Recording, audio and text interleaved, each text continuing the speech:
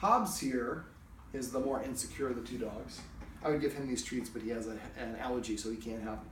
We're talking about the car, and the dogs, the main fighting that they get into, I mentioned in the very first video, they get into fights in confined spaces. Really, it's in the car. And a lot of times I think it's, at first I thought it was associated with excitement. I think still that's a contributing factor, because sometimes the guardian comes out of the store and she can hear them fighting. We're not 100% sure. So what I suggested is the car has kind of a, we have a little one, so the parents would be in the front, it's an SUV, the child would be in the middle seat, and then we have a gate that blocks and the dogs are in the back. Well, that's a very confined space, and I think that might be contributing to what's going on. So what I would suggest is we get train the dogs, both dogs, to use the car a car seat belt. Now, Hobbes being the younger dog, I assumed that he was the more boisterous dog in the car, but evidently it's more Charlie. So what I would do is we want to train Charlie to use it. Now, holding or restraining a dog can be a negative. In the right context, it can be a positive. But their natural inclination is not to like it. Just like us, if somebody restrains us, we have a tendency to push back, and dogs have something called an opposition reflex. They'll often do that. So in order to get Charlie to feel comfortable with the car, what I would do is use some positive reinforcement. I'm all about positive dog training. So I would put the dog seat in the car. I would go in the car, put him in that seat, give him a treat, and then maybe take, there are different types of car seats, but basically, maybe put one clip on, give him another treat, take the clip off, and then get out of the car. And then next time you go in there, put that clip on, and then do the next clip. I think some of them have 2 clips. Different car seats are different ways. But basically, what I want to do is put him in, and each step along the way, he gets a treat, and we're going to say the word seat or restrain or secure or whatever the word is that we want to use. Crash. And so each time he goes in the car for this, man, I get this high-value treat that I don't get any other time. I really like this. We're going to do it very slow and progressively. So the first step is just to get him used to being in there, secured, without going for any rides. This might take 10, 15, 20 practices, or even more. And then when we get to the point where you put him in there and he's nice and chill.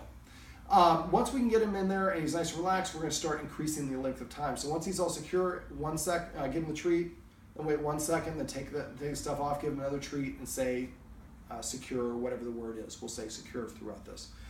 Next time we go do it, we might have to leave him there for 2 seconds and say secure. Give him the treat, say secure, wait 1, 2, undo it, give him another treat, say secure. So we're associating both sides of it. Eventually we want to work up to the point where he can be in there for a couple minutes and he's nice, relaxed, he's not panting, he's not all worked up. The next step would be to put him in there, and when he's nice and relaxed, and then we get in the car and maybe we just drive just around the block. And while we're doing this, somebody is giving him a treat and just saying, secure, secure, secure. Not quite this fast. But basically, maybe every 5 or 7 seconds. We want to give him so often that he's just like, man, this is the most amazing car ride I have ever had.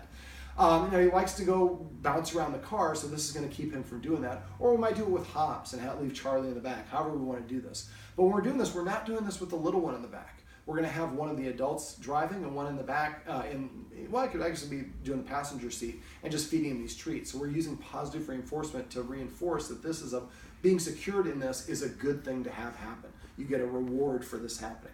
Once we go around the block, then we're going to gradually make it longer and longer car rides until he is just content as a clam. Now, first, as we're going around the block, maybe it's every 10 seconds he's getting a treat. Well, after we go to 2 blocks, maybe he's getting like every 15 seconds, every 30 seconds. We're going to gradually work it up. Don't jump too big too fast. Don't go from 15 seconds to a minute.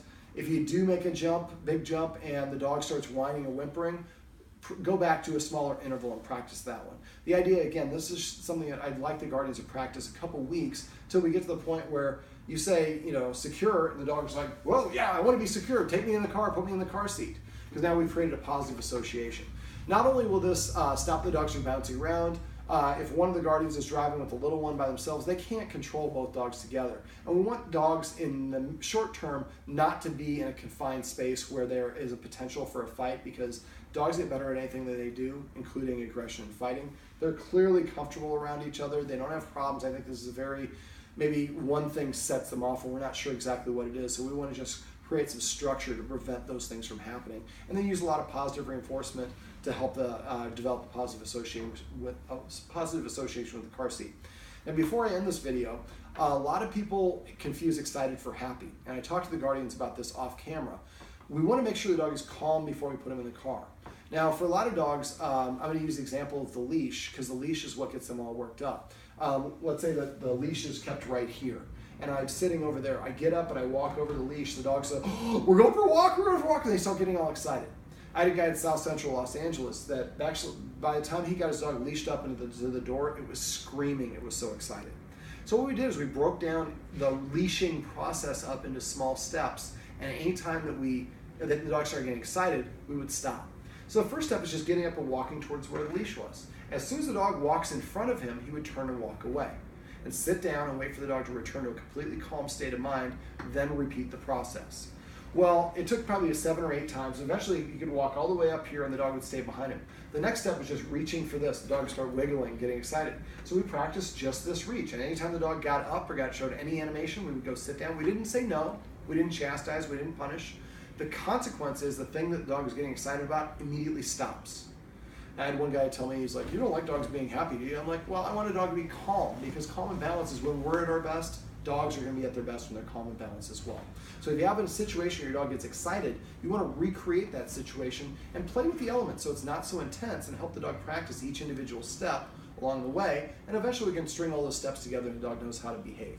In this case, if we get the dog walking towards the door, towards the car to practice the seatbelt thing, and the dog rushes ahead of you, come back inside. Now we're near a main street here and we don't have a fenced-in yard, so we probably have him on a leash, but as soon as he pulled to the front, maybe we turn around and walk back inside. If you put him on the leash, he gets excited inside, take him off the leash. Make sure that he's calm when we're breaking this down step by step. We have a garage, so maybe we would practice this in the garage, so that if as soon as he walks in front of you to the car, you just turn and walk away and leave the door open. He has to come and find you. Again, whoever's in front is the leader, whoever's behind is the follower. So we're going to do that and make sure that when the dogs are in the car, they are both in a calm and balanced state of mind. We might actually have to practice putting the dogs into the car together, or maybe separately at first and then together, so they understand a calm, relaxed way of going about this particular ritual. Now, something else we can do is, a lot of people tell their dogs, calm down, when the dog is crazy. Dogs learn through association, so if you say calm down every time I'm worked up, actually calm down means get excited. So what we want to do is we want to come up with a command word that means relax or chill out when the dog is relaxed or chilled out. I use the word settle. And the way that I introduced this when my dog was a puppy, when he was in this sort of mood, I would pet him like this.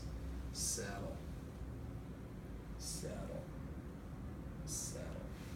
So I'm doing it when he is in a calm and balanced frame of mind. So now his reference point, when he hears the word settle, he's calm and relaxed. And so we want to do it, when you do it, you want to pet from like the back of their head all the way to their butt to the tip of their tail if they have one. These guys don't, or their little nub.